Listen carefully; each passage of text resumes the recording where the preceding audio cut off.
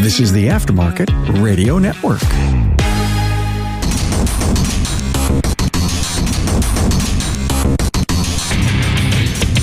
Hey there, everybody. Welcome to another episode of Diagnosing the Aftermarket. I'm Matt Fonslow, and today I'm going to kind of wing an idea I've been thinking about recently.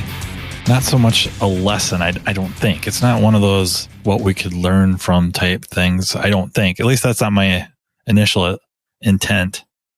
But I think there's some interesting comparisons. A lot of times we get to comparing ourselves to doctors and those in the medical field, and there's absolutely parallels. But there might be more parallels to us against or versus chefs or cooks. You know, it's no secret we're facing a technician shortage. Napa Auto Care is addressing that. The free 2-year apprentice program offers a variety of training to produce a technician with 3 ASE certifications.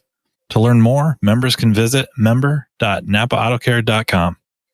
So I'm watching an episode of MasterChef with my daughter. It's one of her favorite shows.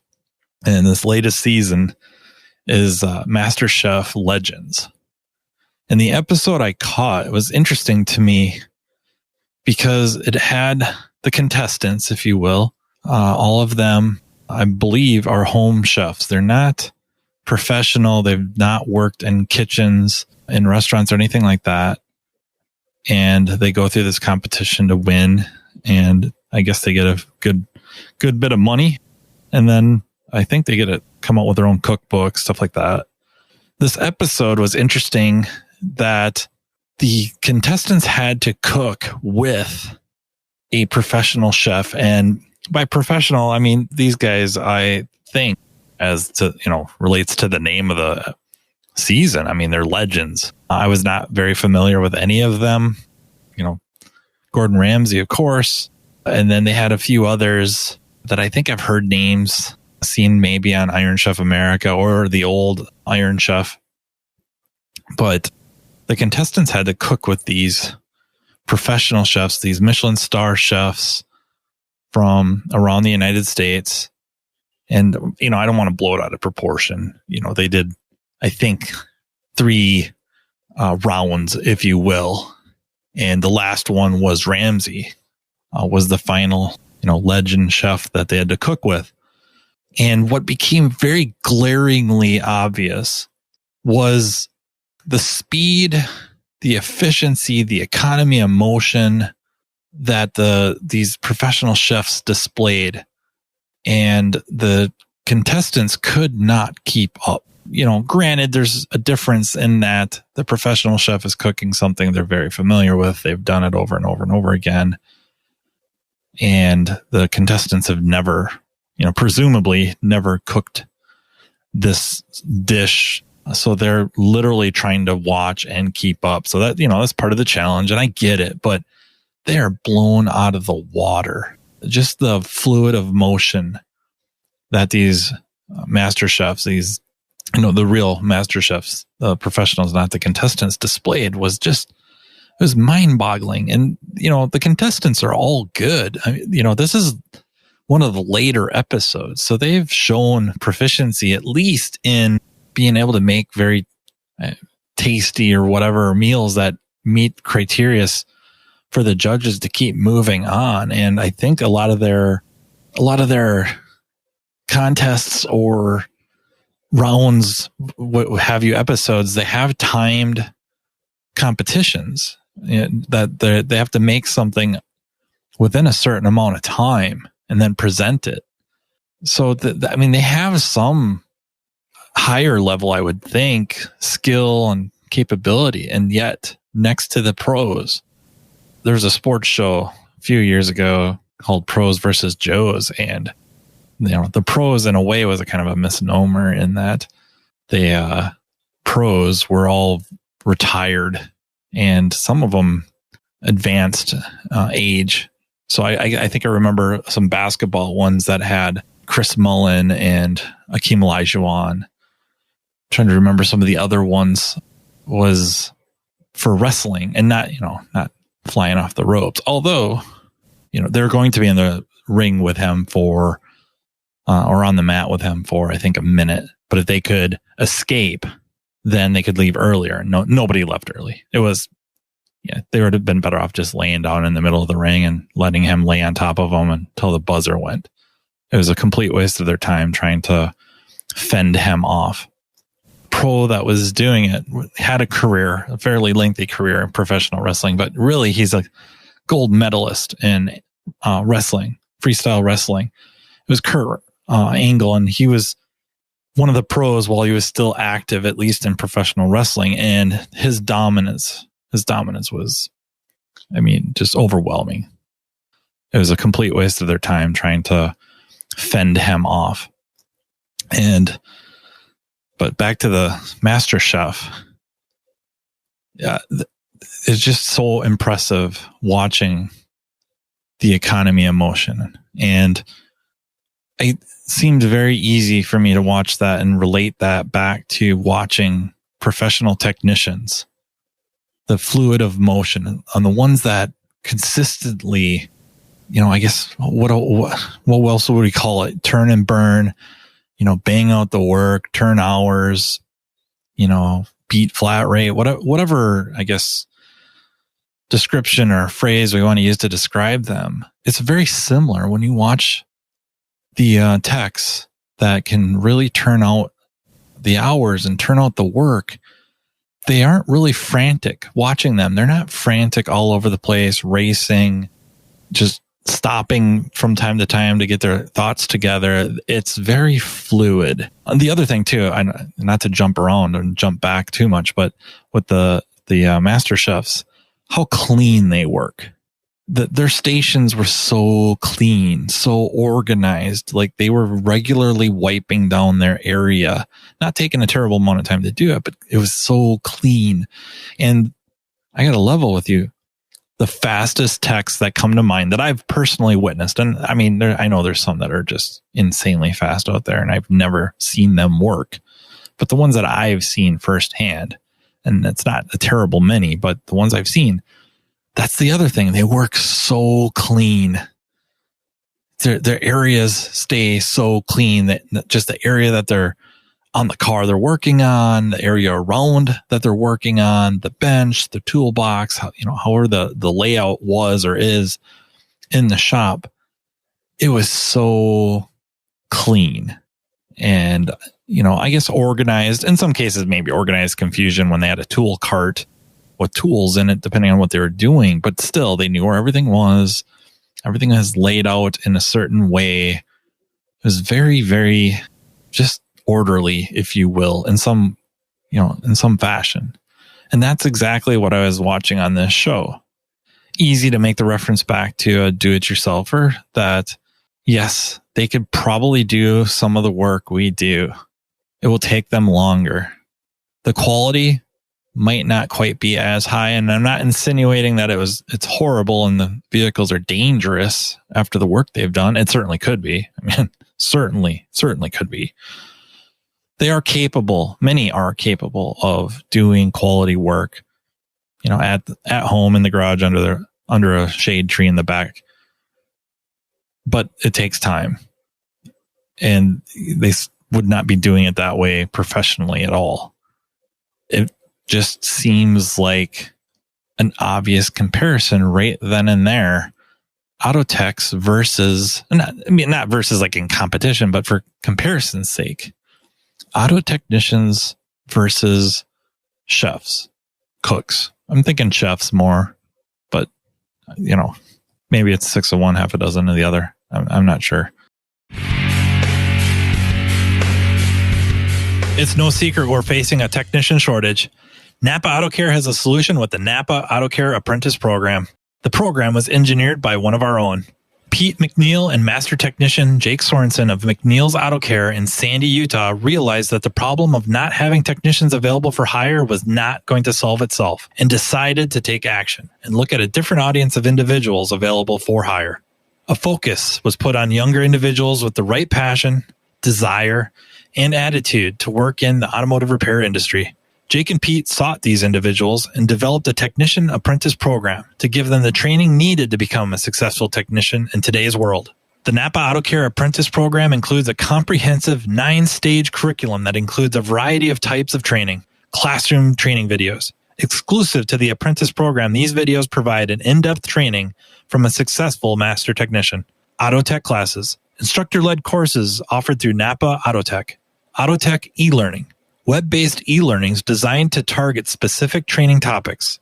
Hands-on learning. The apprentice will apply the skills gained from the classroom training videos, Auto Tech instructor-led training, and Auto Tech e-learnings in the shop with the guidance of a mentor. The apprentice program curriculum is competency-based, meaning an apprentice can move through each stage at a pace that best suits them. Most apprentices complete the program within 2 years. Upon completion, apprentices will have earned ASE G1, A4, A5, and AC certifications, adding industry validation to the skills an apprentice acquires. Grow your bottom line. Having an apprentice in your shop will ultimately benefit your bottom line as they advance through the program. In most cases, as the apprentice develops their skill set producing billable hours, you will begin to see a growth in your gross profit by stage 5. Keep your apprentice motivated with an apprentice toolkit. One of the largest entry barriers for individuals looking to enter the automotive repair industry is the cost of tools. Napa Auto Care has worked with our supplying partners to offer an exclusive, comprehensive tool set, including a 4-drawer tool cart for all registered apprentices. To learn more, members can visit member.napaautocare.com. The one obvious thing, and maybe not obvious, I shouldn't lead with that one, but I'm going to lead with this. What I found was if you want to be a professional chef, you can get a job being a chef. And sure, experience and all that helps.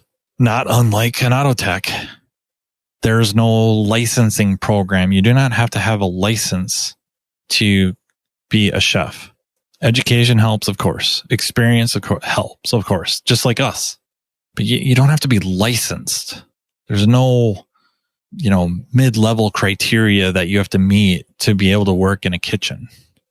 Very much like us. They do have voluntary. There's voluntary programs or licensing or credentials, right? Certifications. Again, like us, we have ASE. They have a few different ones. One is the American Culinary Federation. Another one is the Research Chefs Association. Yet another one is the United States Professional Chefs Association.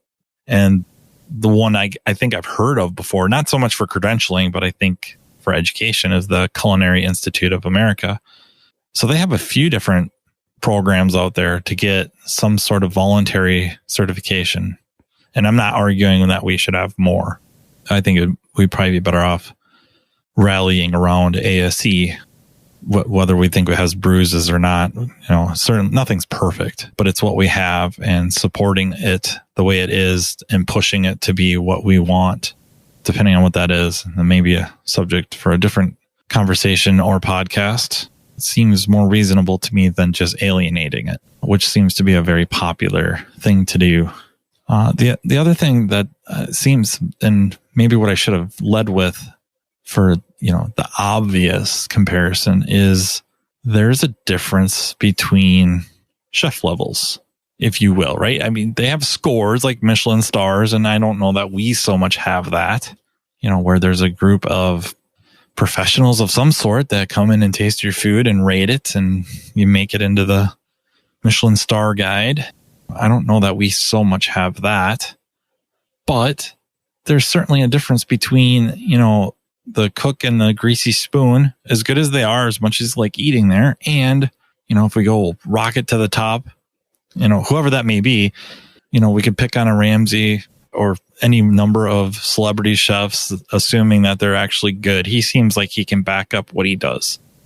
The economy of motion thing, to backpedal or backtrack just a tad, there was one of the seasons, I want to say like season 3, and it was the first season I recall, and I haven't watched them all. Ramsay was a part of the competition that they had to go up against him, and it was like a 1-hour time limit, and they had to make this whatever dish using certain ingredients. I think they all had the same ingredients in an hour to make something out of all of them. And the contestants, they're just racing, right? They got an hour to do this. And Ramsey goes off, it's still on set, but, as part of the background, they have what looks like a little library or reading room.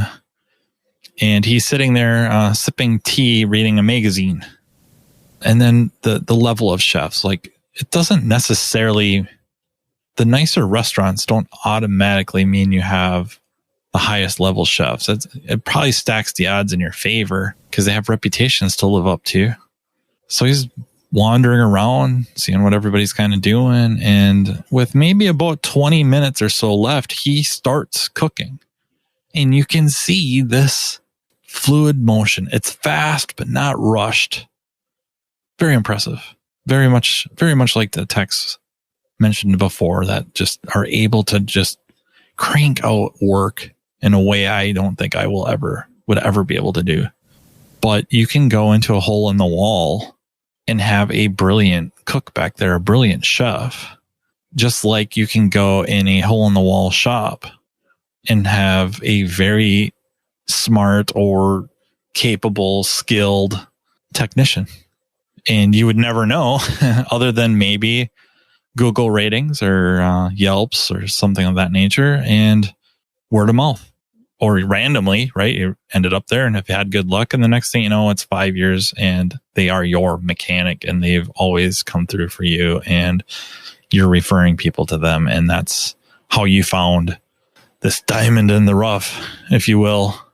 Just the fact too, now looking at the kitchens and, the little restaurant maybe can't have all the, gadgets, all these means, if you will, that aid in either rapid cooking, maybe for a blast chiller or, a larger oven that allows them more capability to either, make different, more elaborate dishes, more complex dishes, or they can just turn it out faster and more consistent and at a higher quality consistently. And it just, we're right back in the shop, right?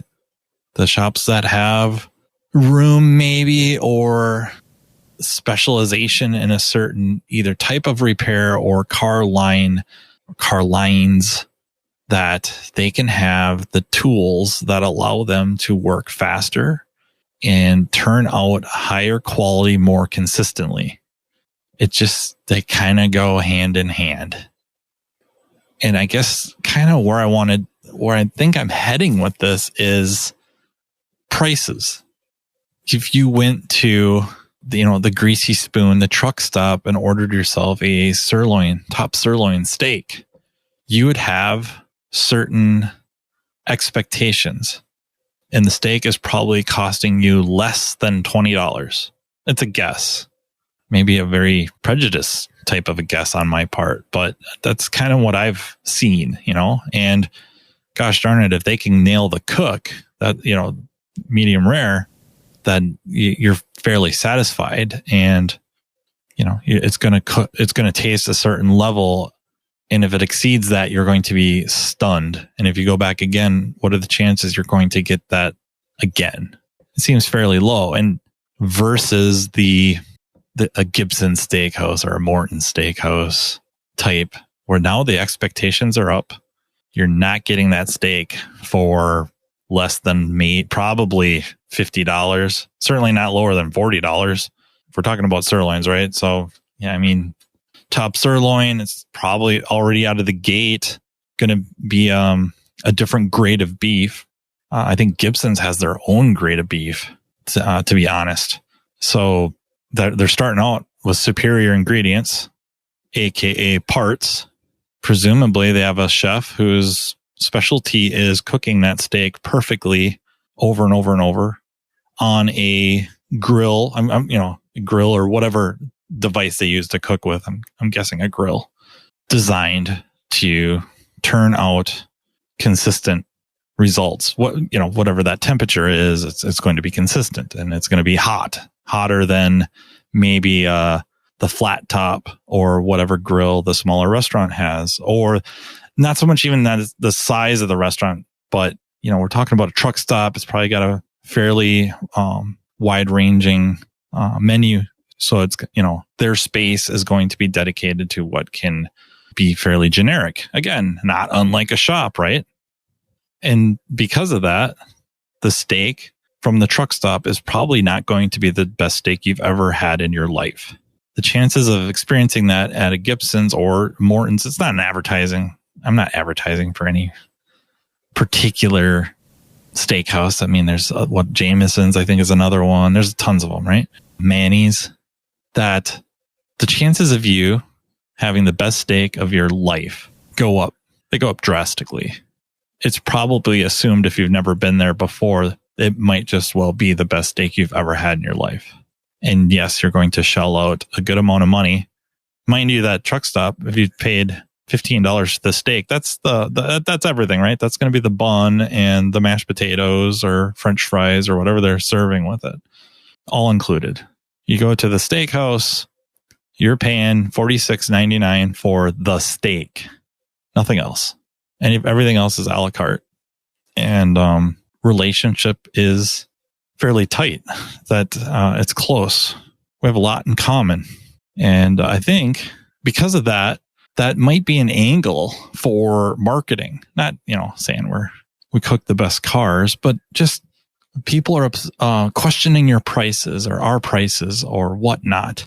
There is a difference between shops of different labor rates. Some of it may be, I would argue in the shop, for the shop that I work at, a lot of people kind of wince at our labor rates and our markup on parts for our gross profit goals. They wince. But I would argue a lot of it is, look at the shop. It's, big waiting room, comfortable couches and chairs, lighting, tables, work, places to work. If you want to bring your laptop or do whatever you need to do to work. I shouldn't assume that it's a laptop to do work, but that's the majority of the time, right? Free Wi-Fi, high-speed internet, kids play area, activities for kids to do, free snack bar with soft drinks, coffee, hot chocolate, tea, healthy snacks, very, very unhealthy snacks, you name it, it's there for you. We want to take care of you as well as justify our prices. And that isn't the sole reason why our prices are our prices. We also have equipment. We have stuff that cars get sent to us by various entities, be it customer referrals, other shops, dealerships. Lately, it's been insane. It's the most insane thing I've ever seen in my life. And I'm not dogging on them. It's a lot of them are kind of older cars. They don't have the equipment anymore. They got rid of it or it broke and they can't have it fixed. And so they find out we have this stuff and we can do it. And then of course on the newer cars, repair shops, they do what they can. And then it's either go to the dealer or ship it to the shop I work at. And we can finish the repair for them, and whether the customer knows about it or not. But we have all this equipment to be able to fully service vehicles. And that contributes to that. That to me is not unlike a restaurant that, maybe doesn't have the massive menu. It could, especially if they're doing it at a very high quality. But if they are, whatever kind of a restaurant, that they have the stuff they need to do to make it that high quality. So, if it's an Italian restaurant, they've got the big mixers in the back that some restaurants probably would not have because they make all their own pasta. They make all their own bread. So they have one of those gigantic, they look like a KitchenAid mixer that got hit with a size expanding ray from Honey, I Blew Up the Kid. You know what I mean? It's just, that's what they got going on. And that's how they justify their prices. Like, we're going to use the best ingredients. We're going to have for quality and speed, and all of that costs money. And we have to, kind of transfer that cost over to you, the customer. And it's not a bad thing. I don't know where and when it ever became a bad thing, but it seems to be a bad thing. So really that's my point, is that we can kind of look at restaurants and compare ourselves a little bit to that as a kind of a marketing strategy, and at least at the front counter, come back to or respond to clients that have some questions or wincing a little bit at prices that, it's not unlike higher end restaurant. Would you expect to pay the least amount of money for the best meal? Yes, I know you could. Yes, you absolutely could make that spaghetti at home yourself for way, way, way less than what you're going to pay at this high end Italian restaurant. And maybe if you spend enough time, your spaghetti will be as good or better than the restaurant. But will it? And if it was, would it, could you serve 100 people with it? They would think nothing of going and paying however much for a really, really good meal. But since it involves their vehicles, they're spending, money they don't want to spend on something they don't want to be spending it on. That price matters. So maybe next time, customers a little I don't even want to say disgruntled, but just questioning some prices. That might be an angle to think about taking. Just as a comparison, make them think about that a little bit. And if not, just for us to think about a little bit, start considering ourselves in that light a little bit instead of always the doctors, always medical professionals where, the price is the price. And what are you going to do? Negotiate? There's very few places that maybe the bigger cities that you can elect to go somewhere else and find the cheaper MRI. And if you can, that's a great idea.